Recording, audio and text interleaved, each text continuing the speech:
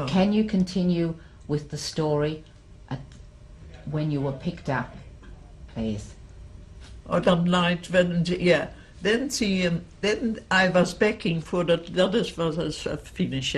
I was begging, please give me a little pillow, you know, because for my baby, that was the baby, to put his head on. And she gave me a smack, no, you know, just in my face, and was not allowed. So then we went in cattle, in trucks, and he was put in cattle wagons, you know, cattle trains where the cattle's in are, and we was sent, and we did not know that, we was sent to Westerbork without anything. That we had our rucksacks, you know, with certain things what we had packed before we was picked up. You was prepared already. One night she was going to pick you up, so that is that I went to the shop and to buy the bivak, and that the policeman picked me up and saved my life with him and my older son. And my husband was in the army, a prisoner then already, because Holland was occupied by the German. And then during the night, when the people came, it was a Dutchman, and I told you that I threw that box of powder over the floor, and he said, you make the place dirty. He said, you are dirty too. And I thought he was going to kill me, but he didn't. And then we went downstairs, and she said we went with, we was put in cattle wagons from the train, you know, not sit places. You was put on the floor, and she sent us to Westerbork. That was a concentration camp on the border from Holland and Belgium, I think, Sertogenbos. That was where Bergen-Belsen was, on the border from Holland somewhere. How many people were in the cattle trains to Well, Westerbork? that I can't tell you. Full. It was full. It was full. Full. How long was that journey? How long was that journey? From The Hague to there, it was in a train maybe 2 hours, 3 hours, you know, something like this. Holland is so small, so it cannot be 10 hours or 8 hours, you know. And then we came in a camp, Westerbork, and there was only wooden barracks. And she took everything off you. When you say everything, your rucksack and possessions? Your rucksack. You had nothing more, nothing, nothing. Only what you was wearing, nothing anymore. And then we came in big barracks. And when I told you, she asked the occupation from the men, you know, and the woman. And my husband said he was by the cavalry during the war. He had to tell his story that he was an ex-serviceman, you know. And because he know horses, he was put with a little wagon and a horse for to get some bread from over the border. On the border was the man from the witte bread, and put it in that little, how you call that? Wagon or cart? In the cart, yeah. And then my husband had to put it in wherever it was in the camp, you know. That was divided between the people. Well, there was maybe one slice of bread divided with the family or something like this, you know. And that was in Westerbork. So then we came in Bergen-Belsen. And what happened then? Well, it's very difficult to describe. Filthy. The people was dying. No food. The children was loose. And I had a friend, and there was some friend of us, and there was a friend van my husband and a friend of mine, a couple. And had a daughter, a little girl, Lydia, and a little boy, David. And he was friend with him. And he was last year here, Davy. Mm-hmm. and we women try to keep ourselves younger. We were still young, you know, and older. We put things over our head and walk like this to try to stay with the children and that we don't have to go to work.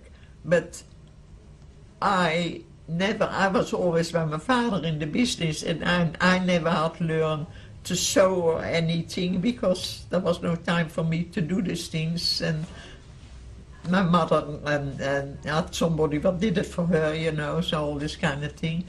And I could not give any occupation up, so I had to clean. It was not a toilet, but a kind of toilet, and the people did that behoeftige things, you know, and I had to clean them with my hands. And I never forget that, and that was also in a barrack, and I never forget that. There came an old, and there was 2 men standing outside. That nobody was allowed in, because we was scrubbing the floors. And I was scrubbing the floor there inside. And that was one Dutchman, and I think he's still alive. When I hear his name, I hate him still. There came on an old little man, Jewish of course, and he wanted to go in that hall where we were scrubbing the floor. And he was staying there with a Scharführer, that is in German word, that is somebody with a job, you know, the boss, let me say it. And she said to that little man, come in. And that poor little man came in, and we was and she took that little man strong to the ceiling and fell dead. Yeah, never forget that. Never forget that. And then I never forget the Dutch name from the man, you know. His name was? Benaya. I mean... He was very brutal. There was no cause... And then he wanted to start with my husband, and my husband was, I think, taller than Eddie. How much your father? You don't know. And he was taller, and he was tall too, and the 2 men say, and my husband say, what do you want, you know? And he was a boxer, that man, that killed that little man, was a boxer. And he wanted to start with my husband for what for reason, I don't know, you know. But anyway, he could not get my husband, and whatever it was, that I don't know anymore. And so then was in Bergen-Belsen was filthy.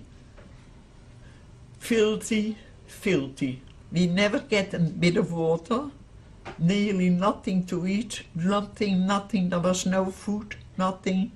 And the people had to work, the people that like that friend of mine, Dave's mother, her name was same name as me, Suze, she just died,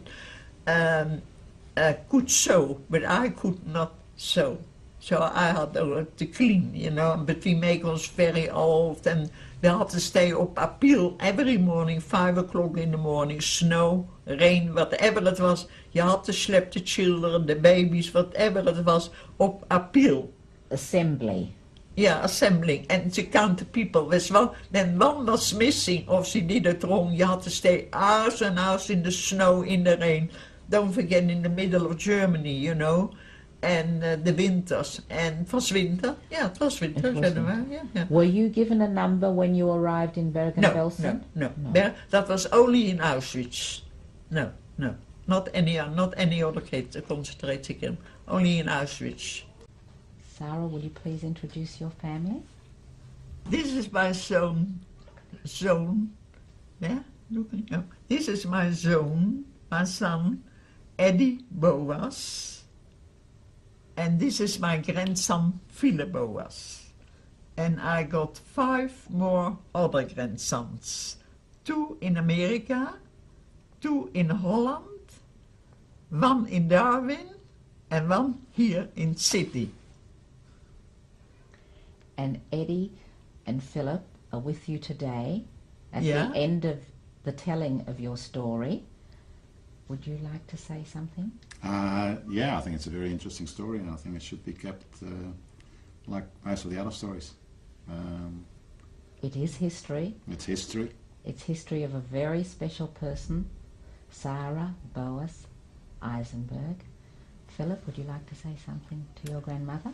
Well, I know you don't like her. But I love her very much. She's a very special lady. I think she's an incredibly strong woman.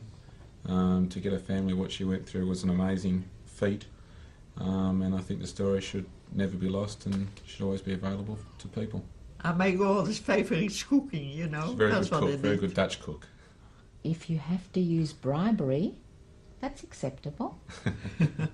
Sara, can I now ask you, having told us your very special story, your story of instinct of survival, how do you feel?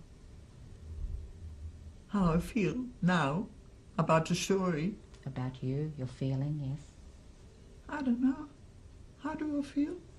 Feel great. I'm happy to have the two here next to me.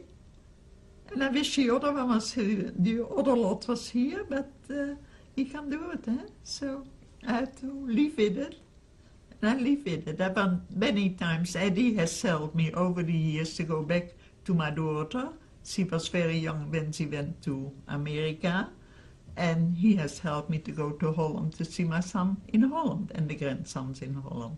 He was working very hard and he has helped me to go there. And the people thought I was rich because I went away again to Holland.